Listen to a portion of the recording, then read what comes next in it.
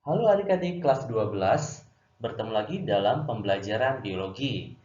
Dalam video ini, kita akan membahas materi tentang dari bab 1, pertumbuhan dan perkembangan pada tumbuhan. Untuk subtopik, pertumbuhan dan perkembangan hewan dan manusia. Nah, adik-adik, di sini kita akan bahas pertumbuhan dan perkembangan hewan dan manusia. Nah, jadi pertumbuhan dan perkembangan pada hewan itu dibagi menjadi dua bagian, yaitu yang pertama adalah fase embrionik. Fase embrionik adalah pertumbuhan dan perkembangan yang dimulai dari zigot. Nah, adik-adik tentunya sudah tahu ya, zigot itu adalah hasil pertemuan dari sel sperma dan sel ovum. Itu sudah pernah dibahas ya adik-adik di kelas 11. Nah, zigot itu terbentuk dari pertemuan ovum dengan sperma atau terjadi pembuahan atau fertilisasi. Nah, kemudian zigot nanti akan mengalami pertumbuhan dan perkembangan dalam beberapa tahap, yaitu yang pertama adalah tahap morulasi, kemudian blastulasi, kemudian gastrulasi, dan yang terakhir adalah tahap organogenesis. Nah, yang pertama adalah tahap morulasi. Pembelahan zigot terjadi secara mitosis, yaitu dari satu sel menjadi dua sel menjadi empat sel menjadi 8 sel, 8 sel menjadi 16 sel, dan begitulah pembelahan mitosis seterusnya, hingga terdapat 32 sel. Nah, kemudian adik-adik sekumpulan sel tersebut nanti akan menyusun membentuk seperti buah anggur. Nah, itulah yang disebut dengan morula. Jadi dia berbentuk seperti bola ya adik-adik di dalam tubuh. Nah, tahap yang kedua adalah tahap blastulasi. Nah, tahap blastulasi itu adalah proses pembelahan sel setelah tahap morulasi. Nah, pembelahan terus berlanjut sehingga terbentuklah rongga di bagian dalam dari bagian selnya tadi yang disebut dengan rongga blastosol. Nah, fase ini disebut dengan fase blastulasi. Nah, adik-adik, berikutnya adalah fase gastrulasi. Nah, fase gastrulasi ini merupakan lanjutan dari fase blastulasi. Nah, gastrulasi itu merupakan hasil pertumbuhan dan perkembangan blastula yang ditandai dengan terbentuknya 3 lapisan embrionik, yaitu yang pertama adalah lapisan luar yang disebut dengan lapisan ektoderm. Nah, kemudian yang kedua adalah lapisan tengah yang disebut dengan lapisan mesoderm. Dan yang ketiga adalah lapisan dalam yang disebut dengan lapisan endoderm. Nah, ketiga lapisan ini nantinya akan berkembang menjadi berbagai organ di dalam tubuh kita. Nah, proses pembentukan gastrula itu disebut dengan peristiwa gastrulasi. Nah, adik-adik bisa lihat di sini ada gambaran dari proses zigot sampai terbentuknya gastrula.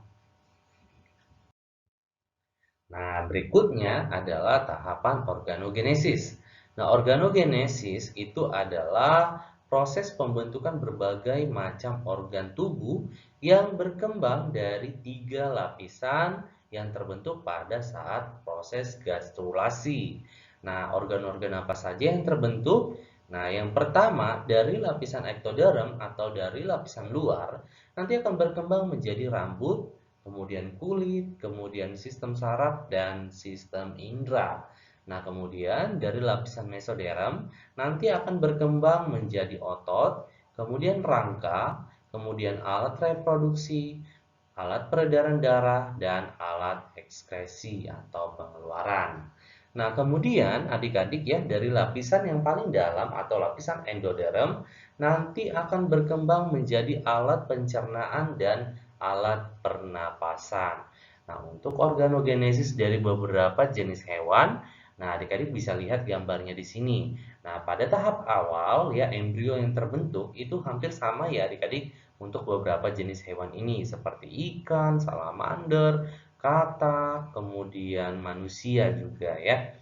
Nah, kemudian setelah perkembangan organnya baru nanti terbentuklah individu yang berbeda tadi. Misalkan pada ikan terbentuk sirip, kemudian pada organisme misalnya tikus akan terbentuk ekor, kemudian pada manusia akan terbentuk tangan dan kaki, dan lain-lain.